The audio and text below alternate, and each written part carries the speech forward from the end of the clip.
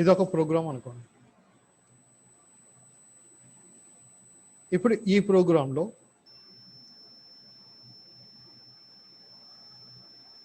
Some 10 statements మీకు same ఈ 10 statements ఈ ప్రోగ్రాంలో వేరు వేరు ప్లేస్లో రిపీట్ అవుతుంది.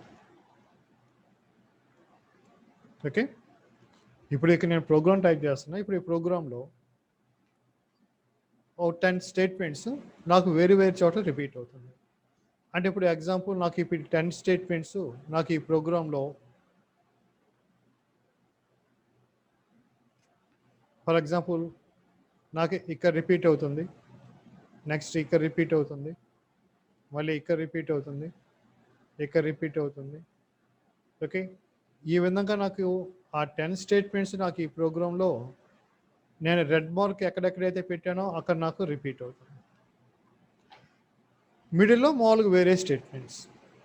ఇప్పుడు మనం జనరల్గా కానీ తీసుకుంటే మీకు ఈ స్టేట్మెంట్స్ అంటే ఈ 10 స్టేట్మెంట్స్ అని చెప్తున్నా, అది ఎక్కువ కావచ్చు తక్కువ కావచ్చు. ఎగ్జాంపుల్గా నేను 10 స్టేట్మెంట్స్ తీసుకున్నా. ఇప్పుడు ఈ 10 స్టేట్మెంట్స్ నేను ఎక్కడెక్కడైతే రెడ్ మార్క్ పెట్టానో అక్కడల్లా నాకు ఈ స్టేట్మెంట్స్ రిపీట్ అవుతుంది. అంటే ఇప్పుడు ఆ విధంగా రిపీట్ అవుతుంటే ఏం చేయాలి, మీరు ఎక్కడెక్కడైతే మీకు ఆ స్టేట్మెంట్స్ రిపీట్ అవుతుందో అక్కడల్లా మీరు ఆ 10 స్టేట్మెంట్స్ టైప్ చేయాల్సి. ఇప్పుడు ఈ 10 స్టేట్మెంట్స్ మీరు ఇక్కడ టైప్ చేస్తే ఇప్పుడు మనకి ఎన్నిసార్లు రిపీట్ అవుతుంది? 1 2 3 4 5 6 7 8 9 టైమ్స్ రిపీట్ అవుతుంది. అంటే ఇప్పుడు 9 టైమ్స్ మనకి రిపీట్ అవుతుందంటే మొత్తం టోటల్గా మీకు ప్రోగ్రామ్ మొత్తం అంటే ప్రోగ్రాంలో మనకి ఈ 9 టైమ్స్ ఈ 10 స్టేట్మెంట్స్ టైప్ చేసామంటే మనకి టోటల్గా మొత్తం ఎన్ని అవుతాయి? 90 స్టేట్మెంట్స్ అవుతాయి. అంటే ఇప్పుడు ప్రోగ్రాంలో సేమ్ థింగ్ మనం రిపీట్ చేయటం వలన మనకు అక్కడ ప్రోగ్రామింగ్ ఏమవుతుంది? పెద్దదైపోతుంది. Plus time waste, plus space waste. Okay, కానీ యాక్చువల్గా ఏం చేయాలి, మనకి ఎక్కడెక్కడైతే రిపీట్ అవుతుంది జనరల్గా అయితే అక్కడల్లా మనం దాన్ని టైప్ చేయాల్సింది. ఓకే, దానికి మనకు ఆల్టర్నేటివ్ లేదు. అంటే ఇప్పుడు మీరు జనరల్గా మీరు నోట్స్ కానీ ఏదైనా రాసేటప్పుడు మీకు నోట్స్లో ఏదైనా సంథింగ్ మీకు రిపీట్ అవుతుంటే ఏం చేస్తుంటారు? దాన్ని ఏం చేస్తారు మీరు? సమ్ డూ అనో లేకపోతే ఏదైనా సింబల్ పెట్టో దాన్ని మనం రాయకుండా ఆ సింబల్ ఏదైతే ఉందో దాన్ని అక్కడ మనం పెట్టేసుకుంటాం. ఓకే, కానీ ఇక్కడ మనకి కొంతవరకు అలానే చేస్తాం, కాకపోతే ఇక్కడ మనకి డిఫరెంట్. అంటే ఇక్కడ నేను ఏం చేస్తానంటే ఈ 10 స్టేట్మెంట్స్ ఎక్కడెక్కడైతే రిపీట్ అవుతుందో అక్కడ నేను టైప్ చేయండి.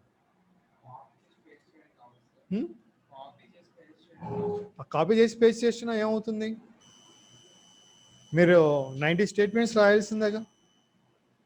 ప్రోగ్రాంలో 90 స్టేట్మెంట్స్ వస్తాయి కదా, అప్పుడు ప్రోగ్రామ్ ఏమవుతుంది? పెద్దది అయిపోతుంది కదా. అప్పుడు మీకు ప్రాసెస్ ఏమవుతుంది? ఎక్కువ టైం తీసుకుంటుంది కదా. ఓకే, కాబట్టి ఇప్పుడు ఇక్కడ మనం ప్రోగ్రాంలో కాపీ పేస్ట్ చేస్తే మనకు ప్రాబ్లం ఏంటంటే స్టేట్మెంట్స్ అన్నగా వచ్చేది, మీకు టైపింగ్ పని తప్పుద్ది అంతవరకే. ఓకే, కానీ మనకి ప్రోగ్రామ్ ఏమవుతుంది? లెంగ్తీ ప్రోగ్రామ్ అయిపోద్ది, ప్లస్ మనకి స్పేస్ వేస్ట్ అవుతుంది. దానికి మనకి ఏం చేశారంటే మనకి ఒక ఫ్యూచర్ ఇచ్చాడు. ఏంటంటే మీకు ఏ స్టేట్మెంట్స్ అయితే రిపీట్ అవుతున్నాయో ఆ స్టేట్మెంట్స్ని ఏం చేస్తారంటే సపరేట్గా వేరే ప్రోగ్రామ్గా టైప్ చేయండి.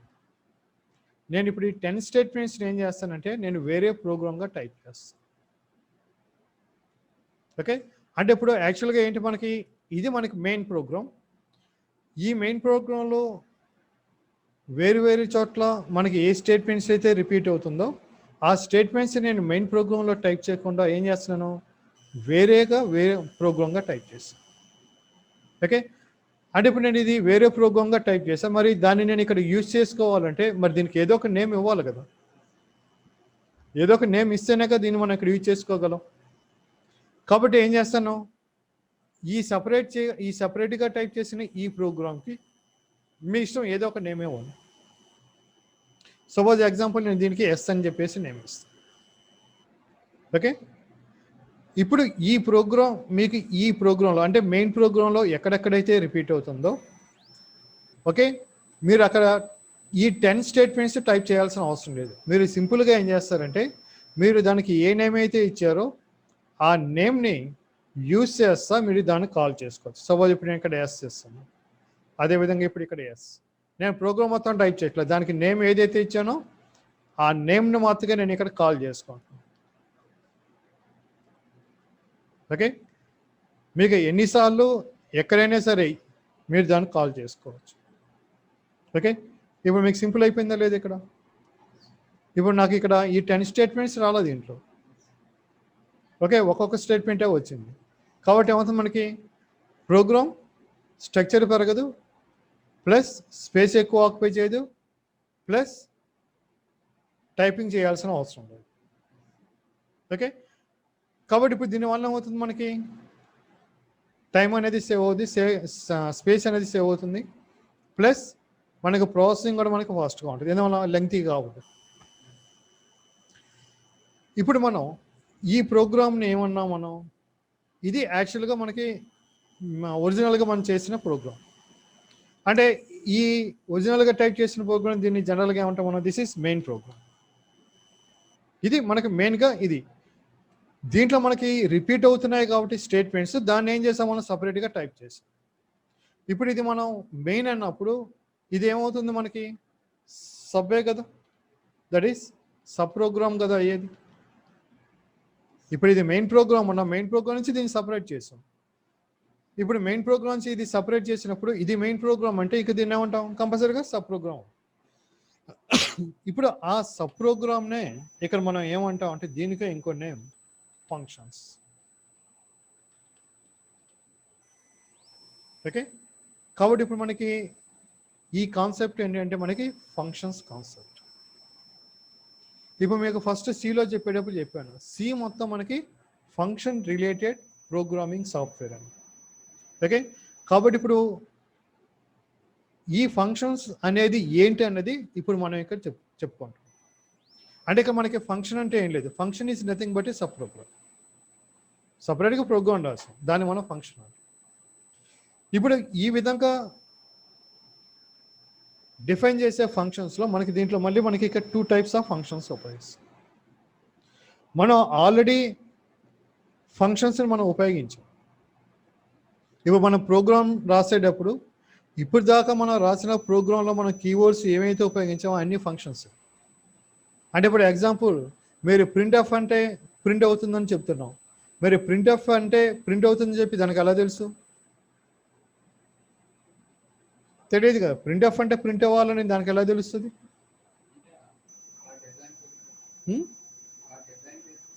డిజైన్ చేయటం కాదు, ప్రింట్ ఎఫ్ అంటే ప్రింట్ కావాలని చెప్పేసి వాళ్ళు ఏం చేస్తున్నారు అంటే ప్రింట్ ఎఫ్ అనే నేమ్లో వాళ్ళు ప్రోగ్రామ్ రాస్తున్నారు. ఓకే, ప్రోగ్రామ్ రాసి ఏం చేస్తున్నారు, దానికి నేమ్ ప్రింట్ ఎఫ్ అని ఇచ్చారు.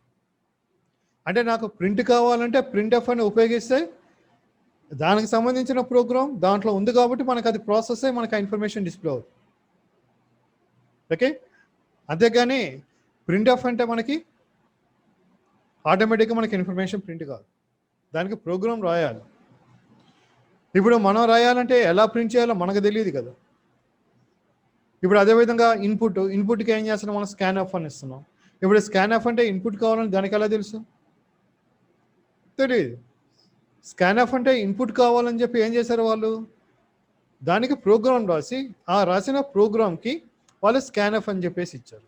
అందుకనే మనం ఏం చేస్తున్నాం, ప్రతిదానికి ఆ ఫంక్షన్ నేమ్ చెప్పి దాని యూజ్ అంటే చెప్పి దాన్ని మనం యూజ్ చేసుకోం. కాబట్టి ఆ ఫంక్షన్ యూజ్ అది, ఆ ఫంక్షన్ యొక్క యూజ్ అది అంటే అది ఎలా తెలుస్తుంది అంటే దానికి ప్రోగ్రామ్ వాళ్ళు రాస్తున్నారు. ఓకే, ఇప్పుడు ఆటోమేటిక్గా జరిగేటట్లయితే ప్రింట్ ఎఫ్ అని ఇస్తేనే ఎందుకు రావాలి, అవుట్పుట్ అని ఇస్తే రావచ్చు కదా, లేకపోతే డిస్ప్లే అని చెప్తే రావచ్చు కదా. మరి డిస్ప్లే అంటే వస్తుందా, లేకపోతే అవుట్పుట్ అని అంటే వస్తుందా? రావట్లేదుగా. ప్రింట్ ఎఫ్ ఇస్తేనే వస్తుంది. ఎందువల్ల? ప్రింట్ కావటానికి సంబంధించిన ప్రోగ్రామ్ రాసి దానికి వాళ్ళు ప్రింట్ ఎఫ్ అని ఇచ్చారు కాబట్టి దాన్ని మనం యూజ్ చేసుకొని మనకు కావాల్సిన ఇన్ఫర్మేషన్ ప్రింట్ చేసుకోం. అదేవిధంగా స్కాన్ ఆఫ్, ఇఫ్, ఫర్, ఇవన్నీ మనకి ఫంక్షన్స్. అంటే ఇప్పుడు వీటన్నిటికీ ఏం చేశారు, వారు ఆల్రెడీ సాఫ్ట్వేర్లో ప్రోగ్రామ్ రాసిస్తారు, దాన్ని యూజ్ చేసుకుంటా దాన్ని యూజ్ చెప్పుకుంటా దాన్ని మన ప్రోగ్రాంలో యూజ్ చేసుకుంటాం.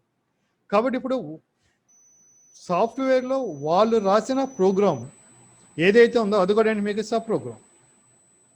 అవన్నీ సపరేట్ ప్రోగ్రామ్స్, అవన్నీ కలిపి ఒకటి కాదు కదా. వేరు వేరు. కాబట్టి ఇప్పుడు అవన్నీ ఏంటి మనకి సబ్ ప్రోగ్రామ్స్. సబ్ ప్రోగ్రామ్స్ అంటే ఏమన్నా మనం ఫంక్షన్స్ అన్నాం. కానీ ఇప్పుడు ఆ ఫంక్షన్స్ ఎవరు క్రియేట్ చేశారు? వాళ్ళు క్రియేట్ చేసింది, మనం క్రియేట్ చేసింది కాదు. కాబట్టి ఇప్పుడు వాళ్ళు క్రియేట్ చేసిన ఫంక్షన్స్ని ఏమంటాం అంటే that is called PDF, pre defined functions అని చెప్పేసి అంటాం. ఓకే, అదే ఫంక్షన్స్కి ఇంకో నేమ్ ఏంటంటే library functions. Pre defined functions అనొచ్చు లేదా లైబ్రరీ ఫంక్షన్స్ అనవచ్చు. అంటే ప్రీ డిఫైన్డ్ ఫంక్షన్స్ అన్నా లైబ్రరీ ఫంక్షన్స్ అన్నా వాళ్ళు క్రియేట్ చేసిన ఫంక్షన్స్. అంటే ఇప్పుడు దాకా మనం ఉపయోగించినవన్నీ వాళ్ళు క్రియేట్ చేసిన ఫంక్షన్స్ మనం ఉపయోగించాం. నెక్స్ట్ వచ్చేటప్పుడు కూడా వాటిని ఉపయోగిస్తాం. ఇప్పుడు అదే విధంగా వాళ్ళు ఎలాగైతే ప్రీ డిఫైన్డ్ ఫంక్షన్స్ క్రియేట్ చేసి మనం యూజ్ చేసుకుంటున్నామో అదేవిధంగా మనం కూడా మన ఓన్గా ఫంక్షన్స్ క్రియేట్ చేయొచ్చు. మనం క్రియేట్ చేసే ఫంక్షన్స్ని ఏమంటాం అంటే UDF, that is user defined functions అని చెప్పేసి అంటాం.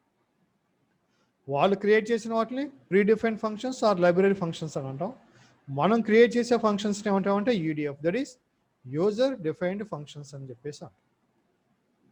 ఓకే, కాబట్టి ఇప్పుడు మనకి ఈ యూజర్ డిఫైన్డ్ ఫంక్షన్స్ని ఎలా క్రియేట్ చేస్తాం, దాన్ని ఎలా యూజ్ చేస్తాం, అదే ఇప్పుడు మనం చెప్పబోయే నెక్స్ట్ టాపిక్. అంటే దీనికి మనకి ఫంక్షన్స్ అలాంటి కొత్త ఏమీ రావు, ప్రొసీజర్ తెలుసుకోవాలంతే. అంటే ఇక్కడ మనం ఫంక్షన్ క్రియేట్ చేయాలంటే దానికి ఒక ఫంక్షన్ ఉపయోగించి ఫంక్షన్ క్రియేట్ చేయటం అలాంటివి ఏమి ఉండవు. ఆ ఫంక్షన్ క్రియేట్ చేయాలంటే ఎలా క్రియేట్ చేయాలనే ప్రొసీజర్, ఫంక్షన్ క్రియేట్ చేసిన తర్వాత దాన్ని కాల్ చేయాలంటే ఎలా కాల్ చేయాలి, దాని యొక్క ప్రొసీజర్ తెలుసుకోవాలంతవరకు. ఓకే, కాబట్టి ఇప్పుడు ఫంక్షన్ ఎలా క్రియేట్ చేయాలో మనం ఇప్పుడు ప్రోగ్రామింగ్లోకి వెళ్ళిపోదాం. ఇప్పుడు దీంట్లోకి వచ్చి ప్రోగ్రామ్ స్టార్ట్ చేద్దాం. Suppose first hash include stdio.h void main. ఇప్పుడు దీంట్లో ప్రింట్ ఆఫ్ అంటే మనకి ఏమవుతుంది, డిస్ప్లే అవుతుంది. ఓకే, ఇప్పుడు ప్రింట్ ఆఫ్ అంటే డిస్ప్లే అవుతుంది, దానికి ప్రోగ్రామ్ వాళ్ళు రాశారని చెప్పాం. ఓకే, సపోజ్ ఇన్ఫర్మేషన్ ఏదైనా డిస్ప్లే చేయడానికి వాళ్ళు ప్రోగ్రామ్ రాయలేదనుకోండి, అప్పుడు ఎవరు రాయాలి? మనం రాయాలి కదా. ఇప్పుడు ప్రింట్ ఆఫ్ అంటే ఇన్ఫర్మేషన్ డిస్ప్లే అవుతుంది, దానికి ప్రోగ్రామ్ రాశారని చెప్పేసి మనం చెప్పాం. ఇప్పుడు సపోజ్ ప్రింట్ చేయడానికి వాళ్ళు ప్రోగ్రామ్ రాయలేదు, అప్పుడు మరి ఇన్ఫర్మేషన్ ప్రింట్ చేయాలంటే మనం ప్రోగ్రామ్ రాయాల్సిందే కదా. మరి ప్రోగ్రామ్ ఎలా రాస్తాం ప్రింట్ చేయాలంటే? ప్రింట్ ఆఫ్ లేదని చెప్తున్నాం కదా. ప్రింట్ ఆఫ్ లేదని చెప్పినప్పుడు ప్రింట్ ఆఫ్ ఇస్తే ఎలా వస్తుంది? నేను ప్రోగ్రామ్ లేదని చెప్తాను, ఇప్పుడు 2 సార్లు చెప్పింది అదే కదా. మరి ఏమంటున్నారు మీరు? నేనేం చెప్పాను? ప్రింట్ ఆఫ్ ప్రింట్ కావాలంటే దానికి మనం ప్రింట్ ఆఫ్ ఉపయోగిస్తున్నాం, ప్రింట్ ఆఫ్కి ప్రోగ్రామ్ వాళ్ళు రాయలేదు అని చెప్పాను. ఇప్పుడు వాళ్ళు ప్రోగ్రామ్ రాయలేనప్పుడు ఇంకా ప్రింట్ ఆఫ్ ఎక్కడ ఉంటుంది? ఉండదు కదా.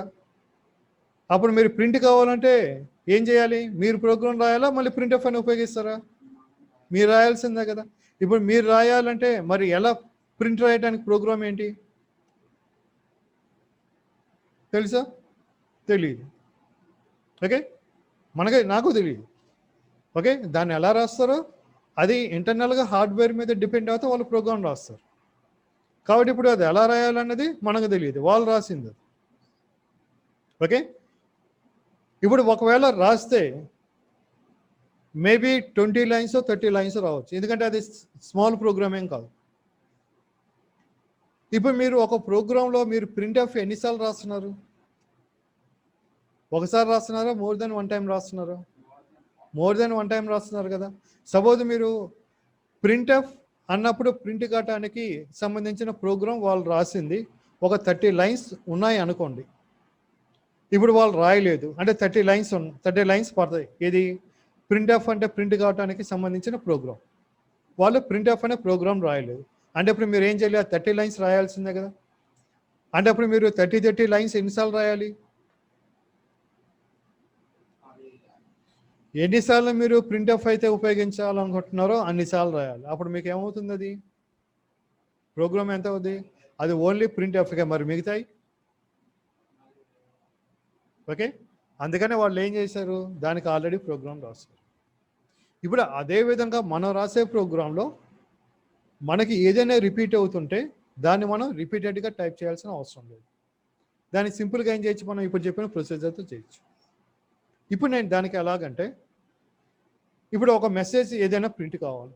ఇప్పుడు అదో మెసేజ్ పెద్దదిగా ఉందనుకోండి, ఇప్పుడు ఒక 5 సార్లు ఏదో ప్రింట్ చేయాలి. ఇప్పుడు 5 సార్లు మనం అంత పెద్ద మెసేజ్ టైప్ చేయాలంటే కుదరదు కదా. కాబట్టి దానికి ఏం చేస్తానంటే, ఆ మెసేజ్ మొత్తాన్ని ప్రింట్ కావడానికి నేను సపరేట్గా ప్రోగ్రామ్ రాస్తాను. ఓకే, అంటే ఇప్పుడు దానికి నేను నేమ్ ఏమి ఇస్తానంటే, అవుట్పుట్ అని ఇస్తే నాకు ఆ నేమ్ డిస్ప్లే కావాలి. ఓకే, ఇప్పుడు ఈ విధంగా మీరు దీన్ని ఎన్నిసార్లు కాల్ చేసుకోవచ్చు, అవుట్పుట్ అని చెప్పేసి. ఇప్పుడు మీరు ఓన్లీ అవుట్పుట్ అని ఇచ్చి మీరు ప్రోగ్రామ్ రన్ చేస్తే మీకు అక్కడ రన్ కాదు, మీకు ఏమవుతుంది, ఎర్రర్ మెసేజ్ వస్తుంది.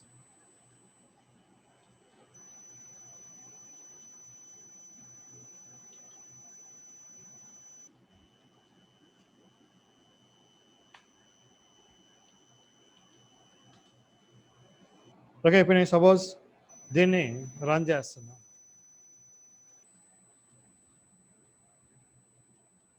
ఏమైనా వచ్చిందా?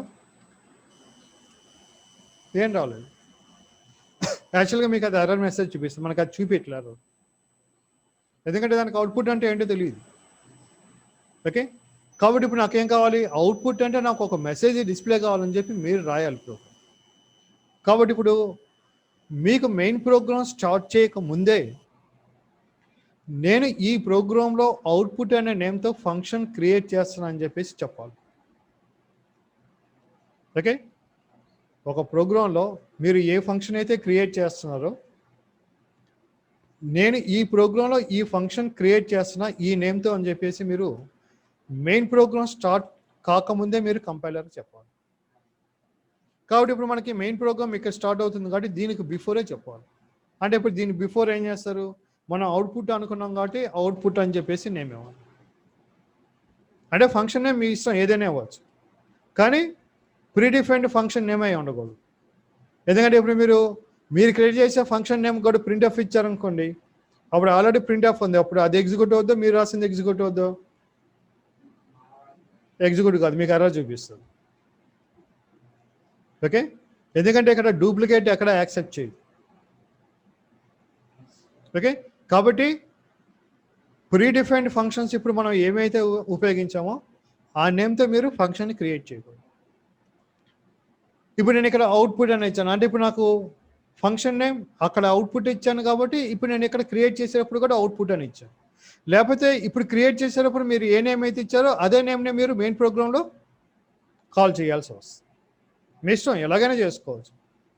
ముందు మెయిన్ ప్రోగ్రాంలో ఫంక్షన్ నేమ్ రిప్రజెంట్ చేసి ఆ నేమ్తో క్రియేట్ చేయొచ్చు, లేదా ముందు క్రియేట్ చేసి ఆ నేమ్ని మీరు మెయిన్ ప్రోగ్రాంలో కాల్ చేసుకోవచ్చు, అది మీ చాయిస్.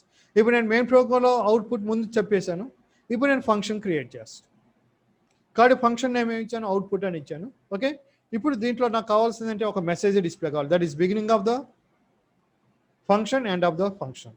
మన ఫంక్షన్ అంటే కొత్తగా ఏమనుకోవద్దు, ఫంక్షన్ అంటే ఏం చెప్పాం, సబ్ ప్రోగ్రామ్.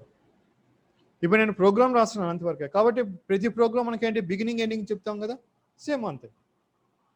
ఓకే, కాబట్టి ఇప్పుడు ఏం చేస్తారు, ఇక్కడ నాకు మెసేజ్ ప్రింట్ కావాలన్నా, కాబట్టి ఏం చేస్తాను, ఇక్కడ ప్రింట్ విత్ ఇన్ కొటేషన్స్లో this is my first user defined function program అని చెప్పేసి. ఇప్పుడు మామూలుగా మీరు ఇది రాయాలంటే ఒక 5 సార్లు 6 సార్లు రాయాలంటే మరి ఎంత పెద్దది రాయగలమా? ఓకే, అందుకని ఏం చేస్తాను, ఇప్పుడు ఒకసారి రాస్తాను, ఏం చేస్తాను, 3 సార్లు కాల్ చేస్తాను.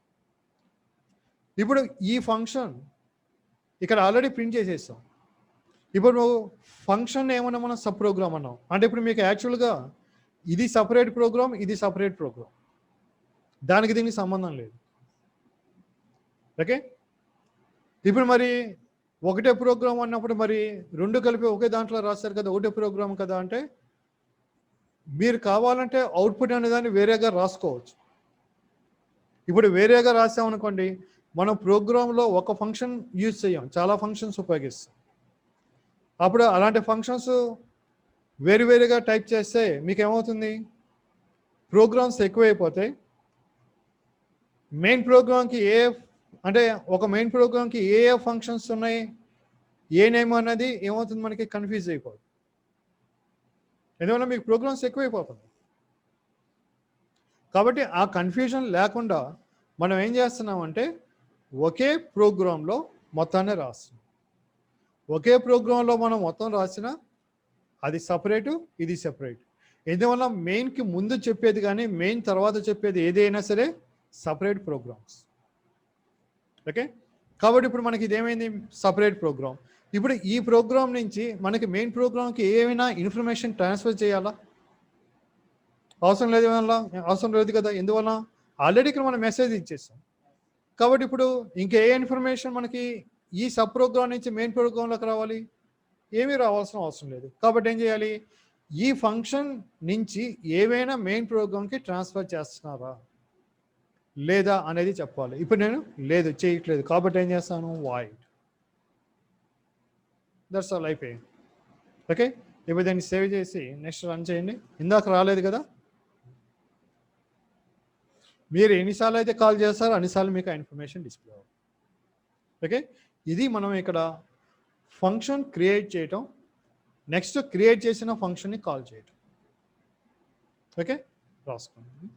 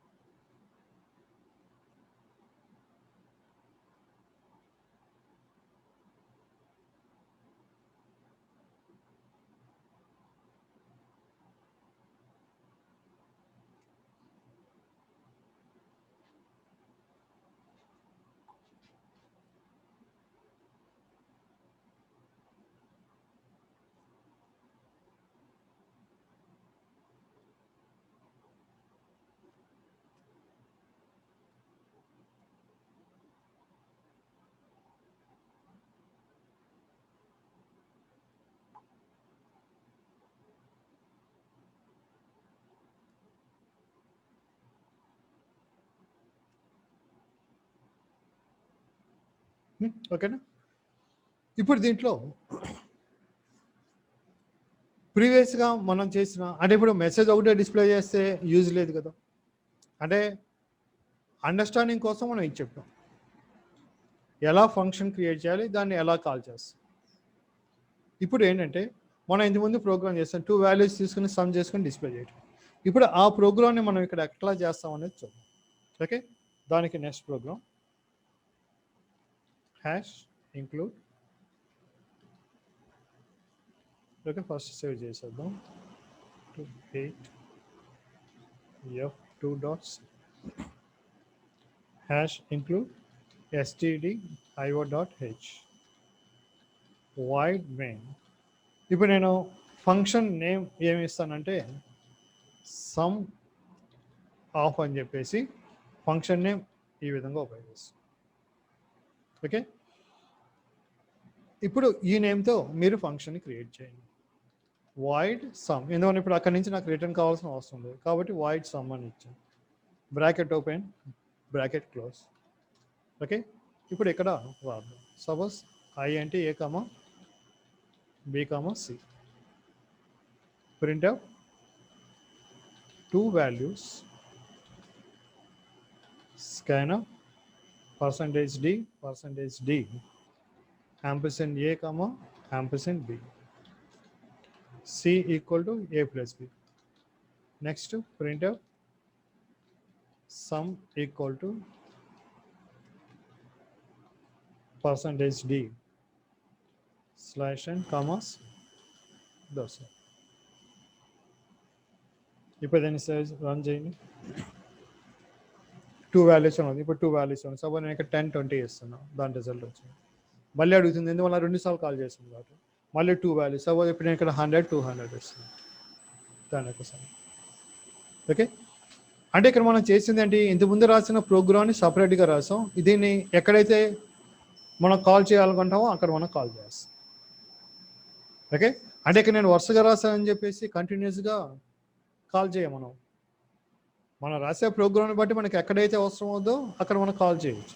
కాదు ఇప్పుడు మనం అంత ప్రోగ్రామ్ రాయలేదు కదా, ఇప్పుడు అంత ప్రోగ్రామ్ రాసామంటే అసలు ప్రోగ్రామ్ ముందు అండర్స్టాండింగ్ కాదు కదా. అందుకని ఫస్ట్ చిన్న చిన్న ప్రోగ్రామ్సే. ఓకే, కాబట్టి ఇప్పుడు ఇక్కడ మనం సమ్ కాల్ చేయగానే అవుతుంది, సమ్ ఫంక్షన్కి వెళ్ళిపోతుంది.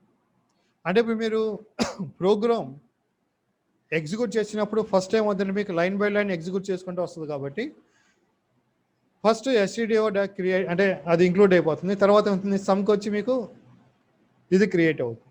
అంటే మీకు ఏమవుతుంది, ఫస్టే కంపైలర్కి రికగ్నైజ్ చేసేది ఏంటి, సమ్ అనే ఫంక్షన్ క్రియేట్ చేశారండి.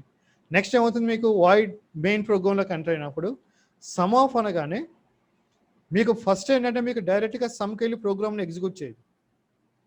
మీరు సమ్ ఆఫ్ అనే ఫంక్షన్ కాల్ చేయగానే మీరు ఇక్కడ ఏ హెడర్ ఫైల్ అయితే క్రియేట్ చేశారో ఆ హెడర్ ఫైల్లో ఈ సమ్ ఆఫ్ అనే ఫంక్షన్ నేమ్తో ఏదైనా ఫంక్షన్ ఉందో లేదో చెక్ చేస్తారు.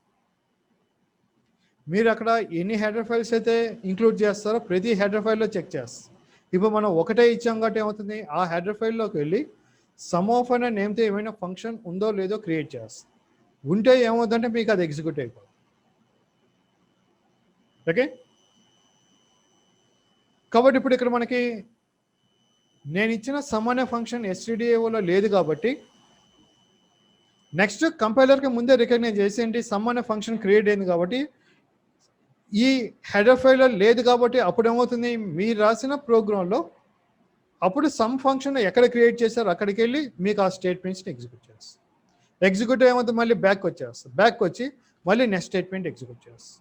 అలా 1 by 1 మీరు ఎక్కడైతే సమ్ ఫంక్షన్ కాల్ చేశారో అక్కడలా మీకు ఏమవుతుంది, ఆ సబ్ ప్రోగ్రామ్కి వెళ్తుంది, ప్రాసెస్ అయ్యి మళ్ళీ బ్యాక్ వచ్చేస్తుంది.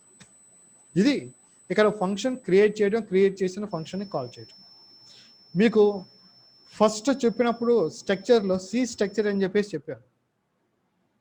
సి స్ట్రక్చర్లో ఇది ఫుల్ సింటాక్స్ కాదు, అంటే ఫుల్ స్ట్రక్చర్ కాదు, తర్వాత చెప్తాను ఓకే అని చెప్పాను. ఇది మనకి సి యొక్క ఫుల్ స్ట్రక్చర్. అంటే ఇక్కడ మనకి ఫంక్షన్ ఫస్ట్ ఏంటి, మనకి function creation or function definition అని చెప్పేసి అంటాం. ఓకే, ఇది ఫస్ట్ వన్.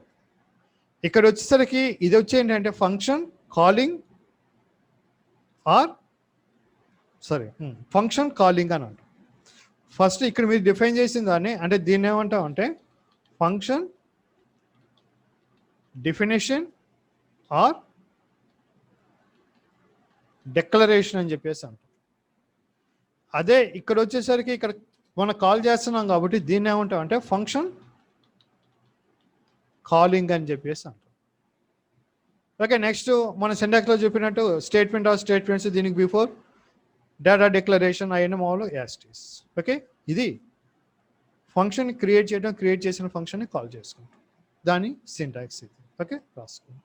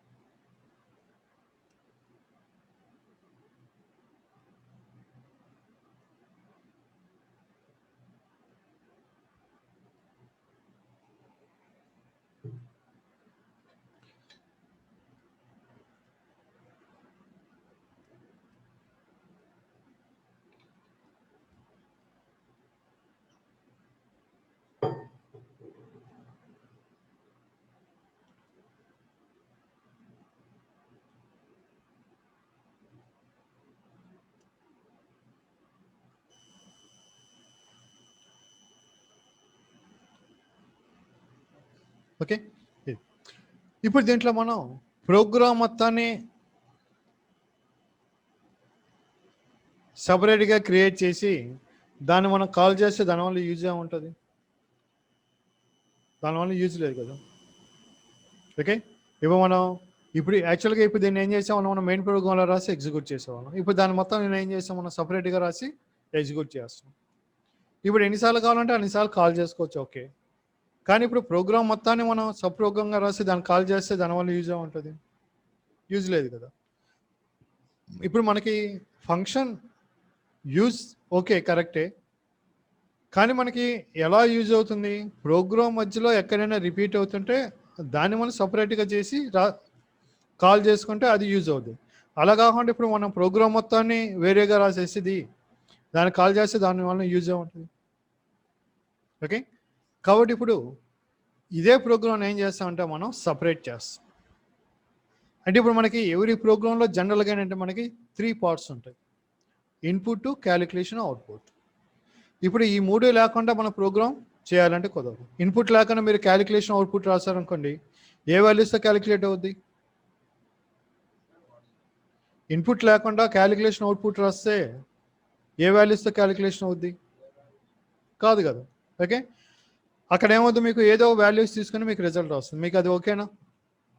మనకు కావాల్సిన వాల్యూస్ యొక్క రిజల్ట్ కావాలా, లేకపోతే ఏదో వాల్యూస్ యొక్క రిజల్ట్ కావాలా? మనకు కావాలి. ఇప్పుడు మనకు కావాల్సిన వాల్యూస్ రిజల్ట్ కావాలంటే మనం ఇన్పుట్ ఇవ్వనప్పుడు ఇంక మనకు రిజల్ట్ ఎక్కడి నుంచి వస్తుంది? కాబట్టి ఇన్పుట్ ఇవ్వాలి. ఇప్పుడు ఇన్పుట్ రాసిన తర్వాత నెక్స్ట్ ఏంటి, ఆ ఇన్పుట్ వాల్యూస్తో క్యాలిక్యులేషన్ చేస్తేనే కదా అవుట్పుట్ వచ్చేది. ఇప్పుడు ఇన్పుట్ రాసి క్యాలిక్యులేషన్ చేయకుండా అవుట్పుట్ ఇచ్చారనుకోండి, ఏమవుతుంది? ఇన్పుట్ చేసిన వాల్యూస్ డిస్ప్లే అవుతుంది. అప్పుడు క్యాలిక్యులేషన్ లేకపోతే ఇంకా దానివల్ల యూజ్ ఉంటుంది. కాబట్టి ఇప్పుడు మనకి ప్రతి ప్రోగ్రాంలో అంటే మనకి ఇన్పుట్, క్యాలిక్యులేషన్, అవుట్పుట్ అనేది కంపల్సరీగా ఉంటుంది. ఇప్పుడు దాకా మనం ఏంటంటే ఇన్పుట్, క్యాలిక్యులేషన్, అవుట్పుట్ ఒక ఆర్డర్లో రాసుకుంటూ వచ్చాం. కొన్ని చోట్ల చూడండి, మీకు ఇన్పుట్ క్యాలిక్యులేషన్ చేసి మళ్ళీ ఇన్పుట్ చేసి మళ్ళీ క్యాలిక్యులేషన్ తర్వాత అవుట్పుట్ ఇలా ర్యాండమ్గా చేసుకుంటూ వచ్చాం కొన్ని చోట్ల. ఓకే. యాక్చువల్గా అది ప్రొసీజర్. ఎందుకంటే మనకి ఇన్పుట్ మొత్తం అయిపోయిన తర్వాత క్యాలిక్యులేషన్ మొత్తం అయిపోయిన తర్వాత అవుట్పుట్, అలా అన్ని చోట్ల కుదరదు, చేంజ్ అవుతుంది. ఓకే. అంటే అది మనకి రియల్ టైంలోకి వెళ్ళినప్పుడు మనకి అది కరెక్ట్గా వస్తుంది. ఓకే. ఇప్పుడు రియల్ టైం అంటే మనం అంత చేయలేం కాబట్టి నెక్స్ట్ కొన్ని ప్రోగ్రామ్స్లో మనకు అది ఏంటనేది తెలిసిపోతుంది. కాబట్టి ఇప్పుడు ఏం చేస్తాను, ఇదే ప్రోగ్రాంలో ఇన్పుట్, క్యాలిక్యులేషన్, అవుట్పుట్ నేను చేస్తానంటే మూడింటిని సపరేట్ చేసేస్తాను. ఓకే. అంటే ఇప్పుడు ఇదే ప్రోగ్రామ్ నేను ఇక్కడ తీసుకొని ఓకే ఫస్ట్ సేవ్ చేద్దాం.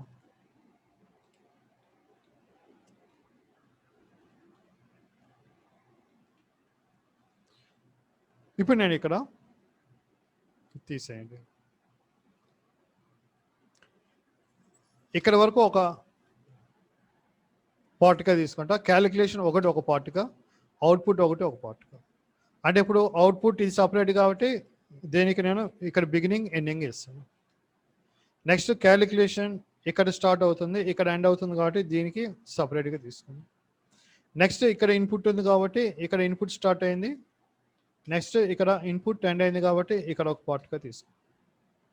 ఇప్పుడు ఈ ఇన్పుట్ వరకు ఏం చేస్తానంటే ఒక నేమ్ ఇస్తాను, ఏంటి, వాయిడ్ ఇన్పుట్ అని చెప్పేసి ఇస్తాను నేను. ఓకే. నెక్స్ట్ ఇక్కడ వచ్చేసరికి ఇక్కడ మన క్యాలిక్యులేషన్ కాబట్టి ఇప్పుడు నేను దీన్ని సపరేట్గా క్యాలిక్యులేషన్ సమ్ కాబట్టి ఇక్కడ నేను దీనికి సమ్ అని చెప్పేసి ఇస్తాను. నెక్స్ట్ ఇక్కడ మనకి అవుట్పుట్ ఇస్తున్నాం కాబట్టి దీనికి నేను ఇక్కడ అవుట్పుట్ అని చెప్పేసి నేమ్ ఇస్తాను. ఓకే. అంటే ఇప్పుడు ఇంతకుముందు చేసిన ప్రోగ్రామ్ ఇక్కడ నేను 3 పార్ట్స్గా డివైడ్ చేస్తాను. ఒక పార్ట్ వచ్చి అంటే ఒక సబ్ ప్రోగ్రామ్ ఇన్పుట్, దీంట్లో only for input. Next calculation వచ్చి ఒక సబ్ ప్రోగ్రామ్, దాంట్లో క్యాలిక్యులేషన్ చేస్తాం. ఇంకో సబ్ ప్రోగ్రాంలో వచ్చి అవుట్పుట్ రాస్తాం. ఓకే. కాబట్టి ఇప్పుడు మనం ఇది వర్క్ చేయాలంటే దానికి ఏం చేస్తారు, ఇప్పుడు ఫస్ట్ మనకేంటి ఇన్పుట్ కాల్ కాబట్టి ఇన్పుట్ కాల్ చేస్తాం.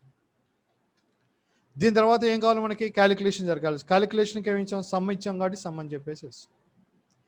నెక్స్ట్ వన్ క్యాలిక్యులేషన్ ఏమైనా అవుట్పుట్ డిస్ప్లే కావాలి కాబట్టి అవుట్పుట్కి మనం ఇచ్చింది అవుట్పుట్ అయినా కాబట్టి అవుట్పుట్ని కాల్ చేస్తాం. ఓకే.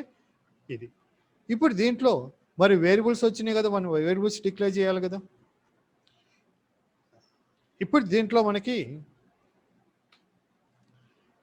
ఇన్పుట్ అనేది సపరేటు, సమ్ అనేది సపరేటు, అవుట్పుట్ అనేది సపరేటు, మెయిన్ అనేది సపరేట్. అంటే ఇప్పుడు మనకి దీంట్లో ఎన్ని ప్రోగ్రామ్స్ ఉన్నాయంటే 4 ప్రోగ్రామ్స్ ఉన్నాయి. ఇప్పుడు ఈ 4 ప్రోగ్రామ్స్లో ఇన్పుట్లో ఏవి ఉపయోగించాం, సమ్లో ఏబిసి 3 వచ్చినాయి, అదేవిధంగా అవుట్పుట్లో కూడా 3 రావచ్చు. నేను ఓన్లీ సి ఒకటే ఇచ్చాను. అలా కాకుండా ఏవి కూడా డిస్ప్లే చేస్తే అది కూడా వస్తాయి కదా. ఇప్పుడు మనకి మూడిట్లో కామన్గా వచ్చినాయిగా వేరియబుల్స్. ఇప్పుడు ఇక్కడ ఏబి వచ్చినాయని చెప్పి మీరు ఇక్కడ ఏబి డిక్లేర్ చేశారు, ఇక్కడ ఏబిసి వచ్చినాయని చెప్పి ఇక్కడ ఏబిసి డిక్లేర్ చేశారు అనుకోండి. ఓకే, అంటే అక్కడ ఇక్కడ ఎందుకు డిక్లేర్ చేయాలి అంటే ఏం చెప్తున్నాం, సబ్ ప్రోగ్రామ్. సబ్ ప్రోగ్రామ్ అన్న అంటే సపరేట్ ప్రోగ్రామ్. సపరేట్ ప్రోగ్రామ్ అని అంటే ఏ ప్రోగ్రాంలో వేరియబుల్స్ వచ్చినాయో ఆ ప్రోగ్రాంలో వేరియబుల్స్ డిక్లేర్ చేయాల్సింది. ఇప్పుడు మనం ఇంతకుముందు చాలా ప్రోగ్రామ్స్ చేసాం కదా. ఇప్పుడు ఒక ప్రోగ్రాంలో మనం డిక్లేర్ చేసి యూజ్ చేసిన వేరియబుల్స్ ఇంకో ప్రోగ్రాంలో ఆ వేరియబుల్స్ ఉపయోగించాం కదా. అప్పుడు మరి దీంట్లో కూడా డిక్లేర్ చేసామా లేదా? ప్రతి దాంట్లో డిక్లేర్ చేసాం కదా.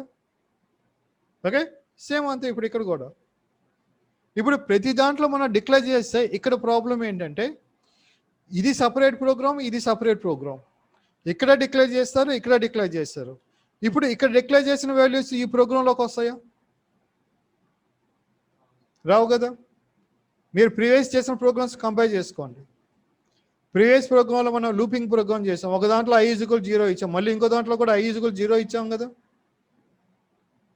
ఓకే, అక్కడ ఇచ్చాం కదా అని చెప్పి ఇక్కడ వదిలేసామా? లేదు కదా. ఆ ప్రోగ్రాము ఉన్న డేటా ఆ ప్రోగ్రామ్ వరకే, దీంట్లో ఉన్న డేటా దీంట్లోది, దాంట్లో ఉన్న డేటా దీంట్లోకి రాదు. కాబట్టి ఇప్పుడు ఇక్కడ మనం ఇక్కడ వేరియబుల్స్ డిక్లేర్ చేసి ఇక్కడ వేరియబుల్ డిక్లేర్ చేసి ఇక్కడ వేరియబుల్ డిక్లేర్ చేస్తే మీకు ఎర్రర్స్ రాదు, కానీ మీకు రిజల్ట్ అనేది రాదు. ఎందువల్ల ఒక ప్రోగ్రాంలో మనం ఇన్పుట్ చేసిన వాల్యూస్ ఇంకో ప్రోగ్రాంలోకి రావు. ఓకే, మరి ఎలా అంటే ఈ ఫంక్షన్స్ అన్నిటికీ కలిపి కామన్గా ఏం చేస్తానంటే వేరియబుల్స్ డిక్లేర్ చేయండి. అంటే ఫంక్షన్ లోపల కాకుండా అన్ని ఫంక్షన్స్కి కలిపి కామన్గా నేను ఏం చేస్తానంటే at the beginning of the program ఇక్కడ డిక్లేర్ చేస్తాను. అంటే ఇప్పుడు నేను ఇక్కడ INT A, B, C అని చెప్పేసి డిక్లేర్ చేస్తాను. ఇప్పుడు ఈ విధంగా మీకు ఏ ఫంక్షన్లో కాకుండా కామన్గా కానీ డిక్లేర్ చేస్తే ఈ వేరియబుల్స్ని ఏమంటామంటే గ్లోబల్ వేరియబుల్స్ అని అంటాం. అంటే గ్లోబల్గా డిక్లేర్ చేసిన వేరియబుల్స్ ఏంటంటే కామన్ టు ఆల్. సపోజ్ ఎగ్జాంపుల్గా మీరు ఇక్కడ ఒక వేరియబుల్ వచ్చింది అనుకోండి, జస్ట్ ఎగ్జాంపుల్ చెప్తాను. ఇక్కడ R అనే వేరియబుల్ వచ్చింది, దాన్ని ఇక్కడ డిక్లేర్ చేశారు. అంటే ఈ ఫంక్షన్లో ఈ R అనే వేరియబుల్ డిక్లేర్ చేశారు కాబట్టి ఈ R ఈ ఫంక్షన్ వరకే, ఇంకో దాంట్లో యూజ్ చేయడానికి రాదు. అంటే యూజ్ చేయడానికి రాదు అంటే దాంట్లో ఉన్న డేటా ఇంకో దాంట్లోకి రాదు ఒకవేళ యూజ్ చేస్తే. ఈ ఫంక్షన్లో డిక్లేర్ చేసిన ఈ R అనే వేరియబుల్ ఈ ఫంక్షన్ వరకే యూజ్ అవుతుంది. కాబట్టి ఈ టైప్ ఆఫ్ వేరియబుల్స్ని ఏమంటామంటే లోకల్ వేరియబుల్స్ అని అంటాం.